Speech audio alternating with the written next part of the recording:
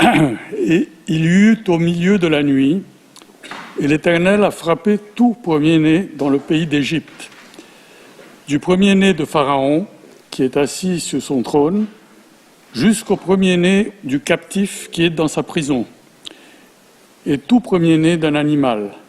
Et Pharaon s'est levé la nuit, lui et tous ses serviteurs et toute l'Égypte. Et il y eut un grand cri en Égypte, car il n'y a pas une maison où il n'y a pas un mort.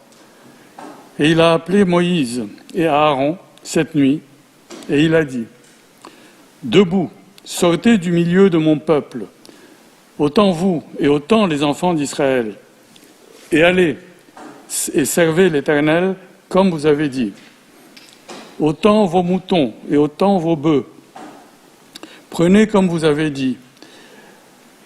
Allez-vous-en, et vous me bénirez moi aussi. Et l'Égypte poussait le peuple à se hâter et à les laisser partir du pays. Car il disait : Nous sommes tous morts. Et le peuple a emporté sa pâte avant qu'elle fermente, leur pétrin enveloppé dans leurs vêtements sur leurs épaules. Et les enfants d'Israël ont fait selon la parole de Moïse, et ils ont demandé de l'Égypte des objets d'argent et des objets d'or et des vêtements. Et l'Éternel a donné la faveur du peuple aux yeux de l'Égypte, et ils les ont laissés demander. Et ils ont dépouillé l'Égypte.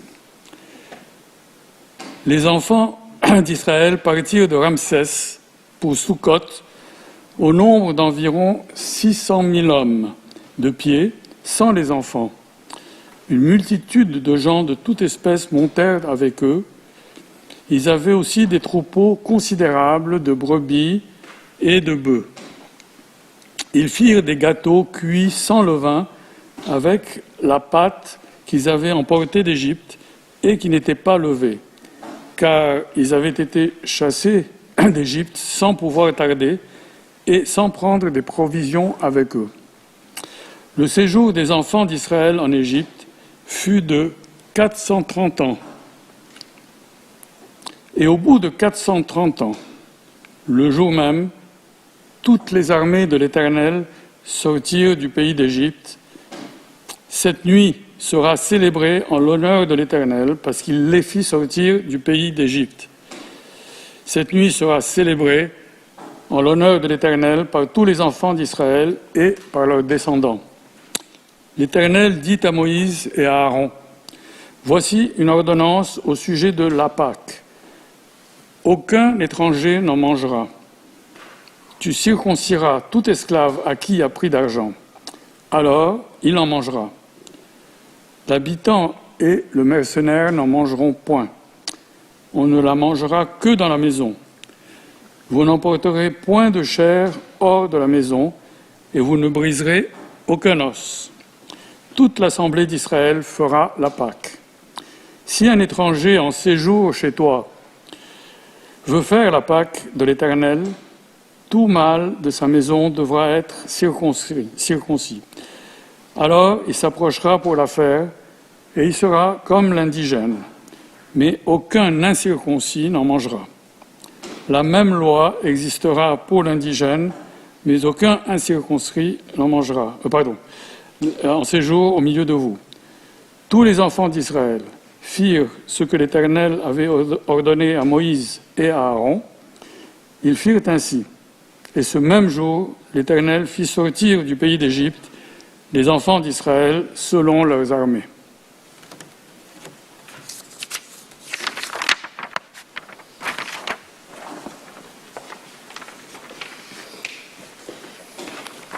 Merci. Shabbat Shalom. Asava ani yodeya. Asava ani yodeya. Non, ne vous inquiétez pas, ce n'est pas encore Pessah. Il reste encore 3 mois.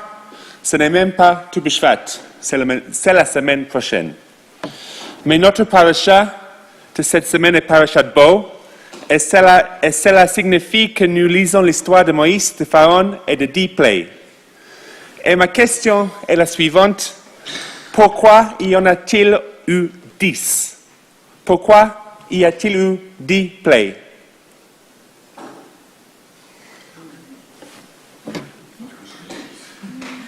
Il y a plusieurs bonnes réponses. 10 est un chiffre rond. Nous avons 10 doigts. C'est le système décimal.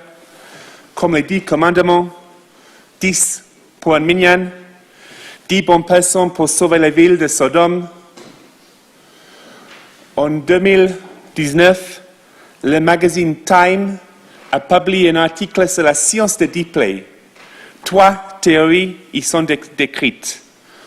Les 10 plaies correspondraient aux 10 étapes d'une éruption volcanique ou aux 10 conséquences des algues rouges ou encore aux 10 étapes du changement climatique. Mais pourquoi 10? Au cours des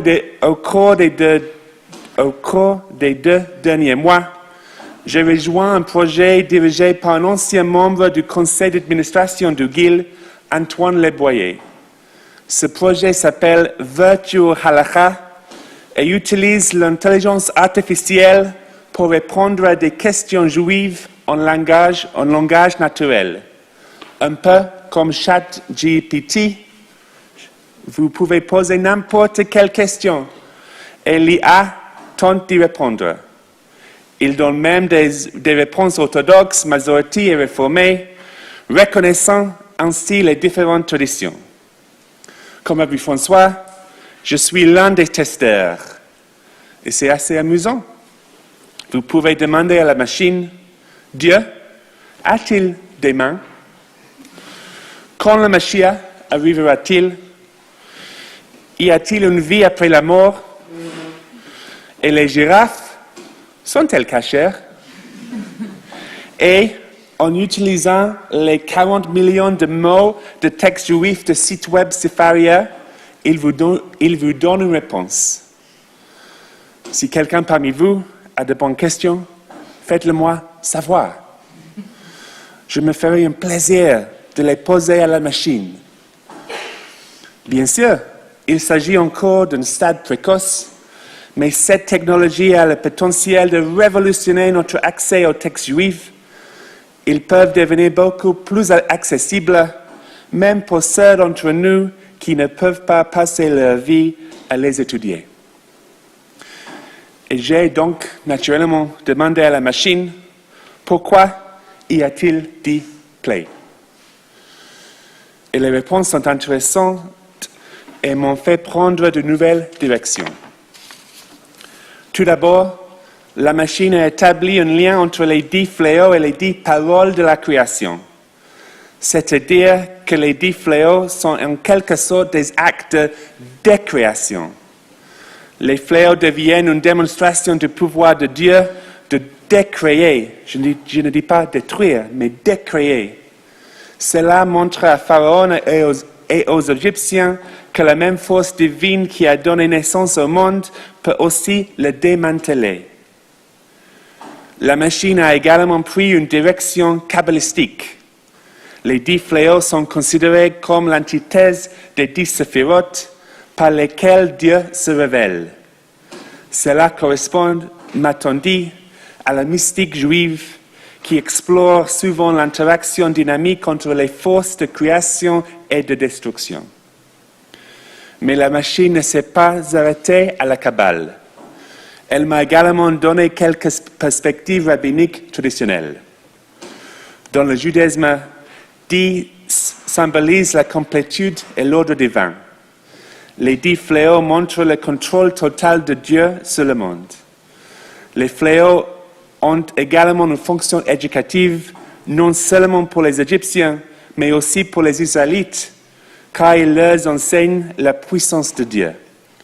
En outre, chaque fléau visait des divinités égyptiennes spécifiques, démantelant systématiquement leur système de croyance et montrant l'impuissance de leur Dieu face au Dieu d'Israël. Bien que ces explications ne soient pas nouvelles pour moi, je n'y ai pas forcément pensé lorsque j'ai posé la question. Pourquoi 10 plaies? Et elles m'ont indiqué où étudier. En plus de donner des réponses, Virtue Halacha fournit les liens vers les textes sur le site de Sefaria où vous pouvez les lire vous-même. De toute évidence, demander à une machine n'est pas comme avoir son propre professeur ou rabbin.